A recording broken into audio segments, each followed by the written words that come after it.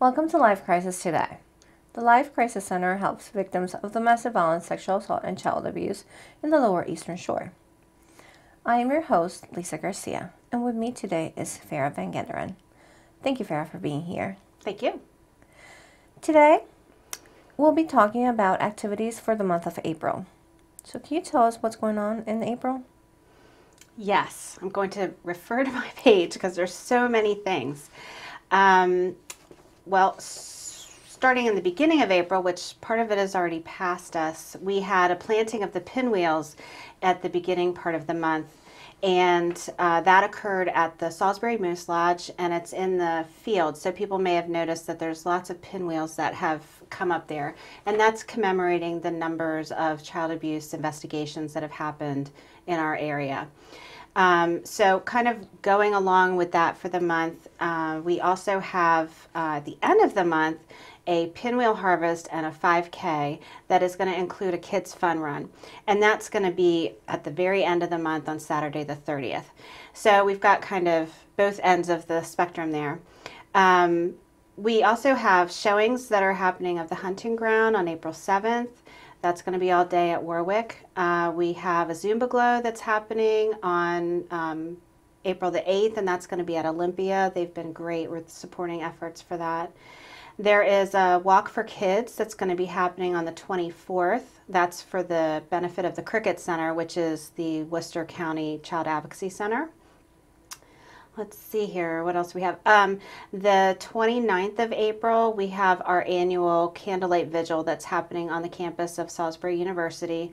It's going to be at Holloway Hall and starts at 7 o'clock. And so there'll be open mic and some probably song and dance and different things that will be going on that night. Let's see, did I miss anything? Oh, and we also have on April 12th, we have Raising Voices and Glasses at the Brick Room, which is going to be a fundraiser for Pinwheels for Protection, which is a local agency or startup that's happened trying to get the word out about child abuse and also the services that are available in our community. And the proceeds from the tips from that night will go towards the counseling services at Life Crisis Center and the Child Advocacy Centers on the shore. So it's really great stuff coming up. Also, third Friday, there will be representation from the Wicomico Child Advocacy Center and Pinwheels for Protection as well. And there's a sip and paint that's going to happen on April 20th at 6 o'clock at Adams. All this information is available on the Life Crisis Center website. So if people didn't catch all of those dates, because it's a lot going on this month. Thank you. Those are a lot of activities in different places, so our viewers can go on to multiple of the events. If hopefully they'll come and yes, have some time with us. And oh, I almost forgot. We also have our pinwheels, which these are the ones actually that were planted at the Moose Lodge lot. And if people also want to support the efforts and also show their own support in their own yard for the month of April, since it is for the whole month, people can actually purchase the pinwheels. They can do that through the Pinwheels for Protection or Life Crisis Center. The websites will be listed for all of that, or you can go to Facebook. Obviously, there's Facebook pages for all of it. Yes. So you can get packages of these available for distribution or planting in your own yard. Okay, thank you. Thank you for all that information. You mentioned Pinwheels for Protection several times. So how did that start?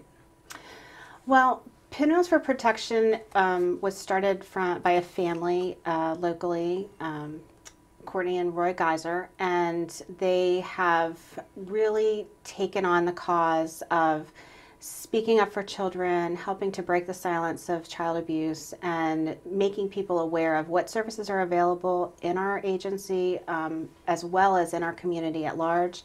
And sort of helping families to know that it is something that's okay to talk about and that you can get help and that kids do heal from abuse experiences.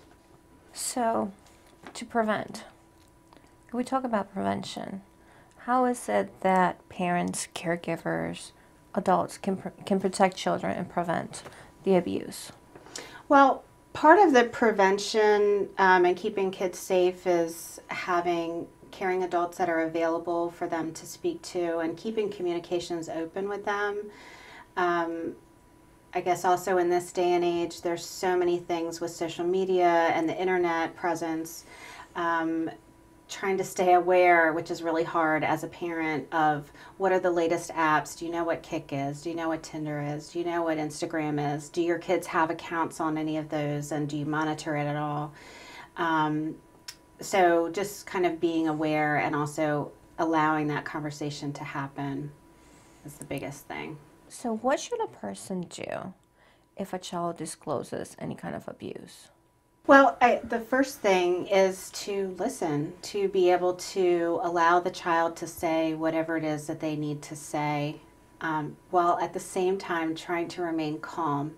As a lot of times it's very difficult for people who aren't in the field to hear a child that they care about or have some relationship with talk about things that are either hurtful to them or dangerous. And so sometimes as adults we kind of get our heads spinning about what do we do next.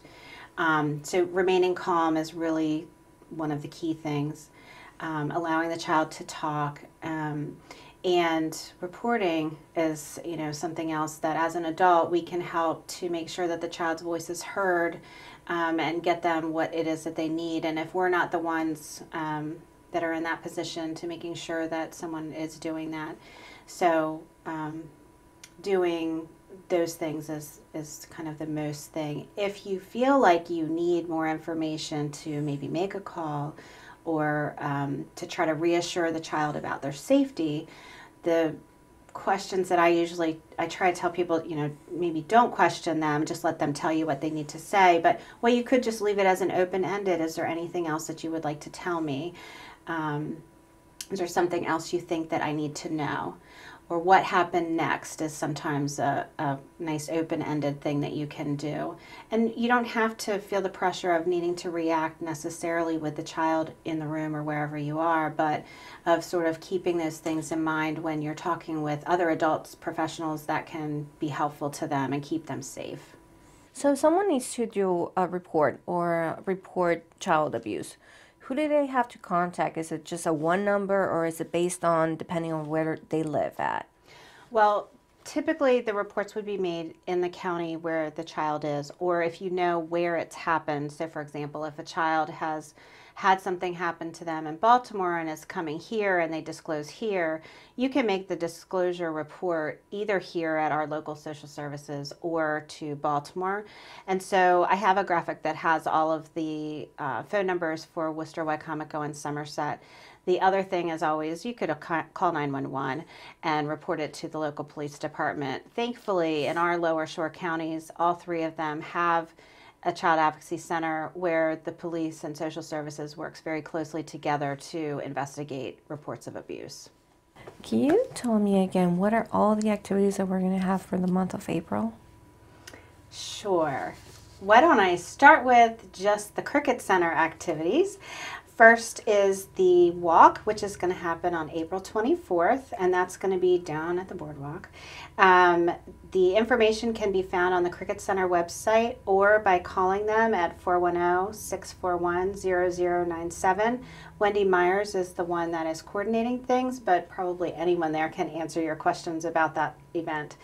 Life Crisis Center events, we have kind of working in conjunction with Pinwheels for Protection, and we had the pinwheel planting that happened this past weekend, the beginning part of the month, and then we moved into movie, which is going to be happening at Warwick. Then we have Zumba Glow, which is going to be happening at Olympia Fitness. We have guest bartending at the Brick Room, which is going to be happening April 12th. Third Friday on April 15th. Sip and Paint at Adams is going to happen on April 20th at 6.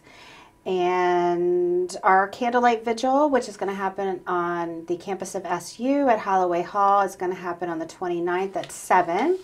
And then finally, we're going to round out the month with picking of our pinwheels that we planted this weekend. And that's going to happen on the 30th. And it's going to be kicked off with a fun run for kids at 9:30 and 10 o'clock a race.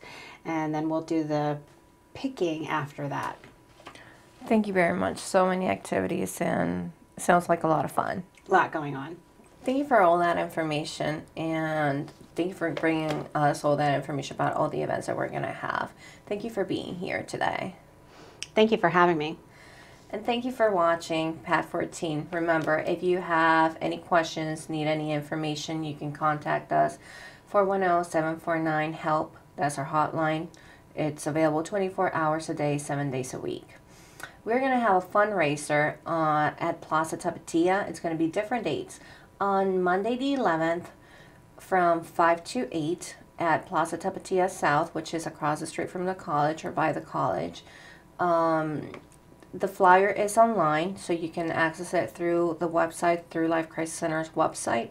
As you can see it in your screens, you need to bring that flyer, and 10% of your check will go towards the Life Crisis Center. And on Thursday the 14th, it will be the same thing. You bring that flyer and you go to Plaza Tapatia North on the north side of town.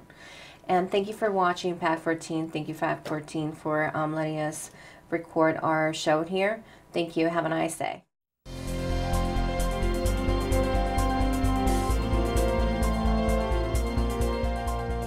Would you like to see your community organization or nonprofit group featured on PAC 14? To get started, contact us at 410-677-5014 or visit our website at www.pac14.org.